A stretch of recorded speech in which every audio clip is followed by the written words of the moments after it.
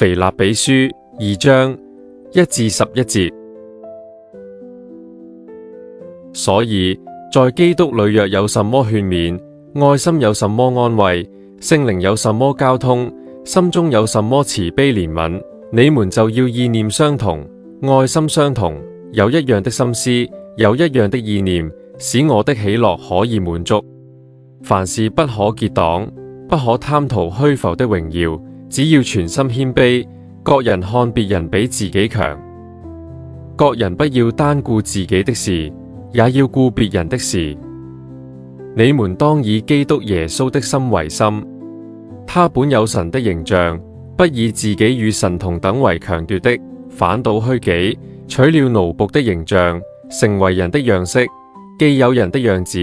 就自己卑微，全心順服，以至於死，且死在十字架上。